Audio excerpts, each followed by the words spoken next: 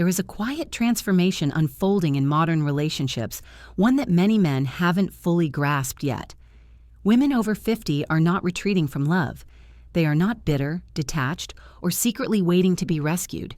What's happening is far more complex and far more intentional. With time and lived experience, they've learned to recognize something that isn't obvious in youth: the hidden cost of emotional connection. After decades spent loving deeply, adjusting endlessly, nurturing families, smoothing tension, and carrying emotional weight that was never acknowledged, many women stop romanticizing what exhausts them. They no longer label imbalance as just how relationships work. They recognize it for what it truly is: emotional labor. This isn't a crisis of romance or attraction. It's a reckoning with invisible work that has gone unpaid for a lifetime. If the idea of starting over no longer feels exciting but heavy, not sad, just draining, you're not alone. This shift isn't cultural noise, it's psychological evolution. In the second half of life, the question quietly changes. It's no longer, will I be chosen? It becomes something far more demanding. Do I still belong to myself? Carl Jung called this stage individuation, the process of becoming whole, not shrinking to be loved, not searching for someone to complete you, but gathering all the fragmented parts of yourself back into one integrated identity. When a woman reaches this stage, she stops looking for a partner to fill an absence. She begins evaluating everything through a new filter: inner peace. The numbers tell a story many people resist hearing. Among women aged 57 to 64, only a small fraction are actively pursuing romantic relationships, while men in the same age range are far more likely to be searching. By the mid-60s, the dating pool contains significantly more men than women. But this imbalance isn't about availability, it's about choice. Many women aren't excluded, they're opting out. What surprises many men is this: being good is no longer enough. Kindness, stability, and good intentions matter, but they are no longer the deciding factors. Because senior women aren't searching for potential anymore. They are assessing impact. The withdrawal rarely begins with betrayal or drama. It starts quietly. A woman notices a rhythm she has lived inside for years without questioning it. The household runs smoothly. Conversations follow familiar patterns. Her partner speaks about his day, his stress, his concerns. He isn't unkind. He's simply occupying emotional space as though it naturally belongs to him. She responds the way she learned to long ago, keeping things flowing, avoiding friction, softening her edges. From the outside, everything looks peaceful. Inside, however, a subtle shift occurs. She steps back just enough to observe.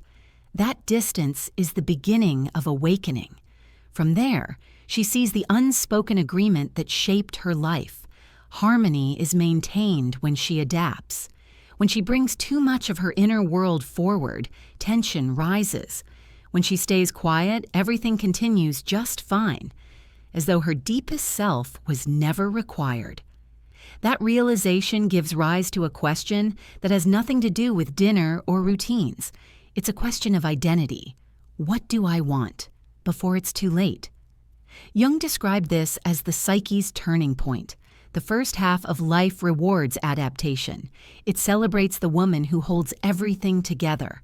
The second half demands honesty. Many relationships don't end because of infidelity or cruelty. They end when a woman realizes she has been present in her life, yet unseen within it. Not unloved, simply unfelt. When that truth lands, fear transforms. Solitude no longer feels like failure. Solitude feels quiet but real. What becomes unbearable is the idea of returning to a dynamic that requires constant self-editing to preserve comfort. This is the psychology of enough. For many women, this clarity arrives without anger. It arrives softly, steadily. A realization that reciprocity, not passion, not history, has been missing. Consider Margaret. Her marriage didn't collapse. It simply ran out of balance. Years of shared routines masked a quiet asymmetry. She carried the emotional tempo of the relationship, anticipating needs, smoothing tension, keeping life functional. One morning, long after her children had left home, she realized she couldn't remember the last time someone had asked her what she wanted. The divorce wasn't dramatic. It felt like finally breathing after decades of holding her breath. Afterward, people expected loneliness. Instead, she noticed lightness. Decisions no longer required negotiation. Her energy stayed where she placed it. When men later expressed interest, kind, stable men, she didn't rush forward or recoil. She paused, not out of fear, but because her internal baseline had changed. This is discernment, not bitterness. Jung wrote that maturity requires withdrawing projections, no longer looking outside oneself for completion. At this stage, relationships are no longer measured by promise, but by cost. Not financial cost, nervous system cost. What part of me must go silent to keep this intact? And if the price is too high, she doesn't argue. She steps back. Because once peace is experienced, almost loses its appeal. Many misunderstand why older women disengage from dating. They assume the options disappeared or wounds never healed. But what's happening is more precise. Time feels different now. Energy is finite. Recovery is slower. Peace becomes currency. And she no longer spends it on exchanges that don't return something real. Take Diana. At 58, her life is stable, quiet, self-directed. When a pleasant, well-intentioned man wanted to deepen their relationship, she didn't ask whether he liked her enough or fear being alone. She asked a different question, one she was never taught to ask in her 20s. What do I gain, and what do I lose? She could gain companionship, shared meals, travel, warmth. But she might lose mornings that belong only to her. The freedom of not managing another adult's emotions, the relief of being responsible only for her own inner world, that unseen work, emotional management, rarely gets named because it looks like being a good woman. But she recognized the pattern. Romance can quietly become a job. And she wasn't applying anymore. This wasn't selfishness. It was self-preservation. Once relationships are viewed through this lens, the question changes. It's no longer, is he good? It becomes, is this mutual or will it drain me slowly? This is where discomfort arises, because the conversation stops being about men and becomes about what women were required to suppress to be loved. Jung called this the shadow, the disowned parts of the self buried to remain acceptable. For many women, that shadow contains directness, anger, independence, the need for space, traits once labeled difficult or cold. Over time, self-editing became automatic. But in the second half of life, something shifts.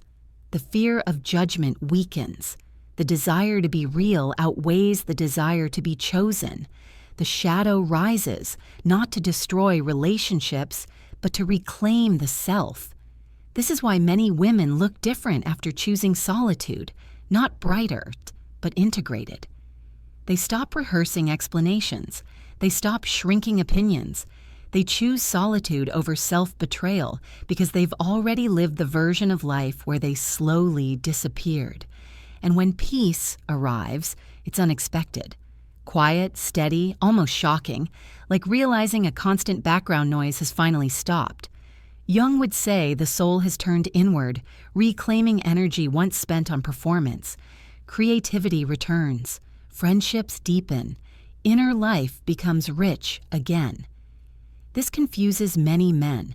They believe being decent should be enough. But safety is not a moral label. It's a nervous system experience. A woman can be with a man who never yells or cheats and still feel responsible for holding the emotional climate together. That's what many senior women are no longer willing to carry. In Jungian terms, this is an archetypal shift. The caregiver gives way to the wise woman. She no longer asks, "How can I make this work?" She asks, "Does this honor who I've become?" She doesn't confuse attention with intimacy, or being needed with being valued. She may still desire love deeply, but she will not pay for it with self-erasure. She is no longer half a story waiting to be completed. She is whole. If someone enters her life, they intersect, not complete. And if that intersection disturbs her center, she steps back, not from pride, but from loyalty to her soul. Senior women didn't stop caring because they hardened. They stopped because they saw the full equation. They recognized how often love demanded endurance, how frequently partnership meant unpaid emotional labor, how often gratitude was expected for dynamics that diminished them. So no, they are not lonely. They are no longer bargaining with their peace. They haven't rejected men. They've stopped orbiting them. And what replaces that orbit is quiet authority. A woman who has tasted wholeness does not chase attention. She moves toward what feels clean in her body. She doesn't confuse intensity with intimacy or being chosen with being valued. If love comes, it must come with reciprocity and emotional responsibility. If it doesn't, she continues anyway, because she has learned the truth she never expected. Being alone is not the greatest loss. Losing yourself is. If this resonated, comment one word: whole.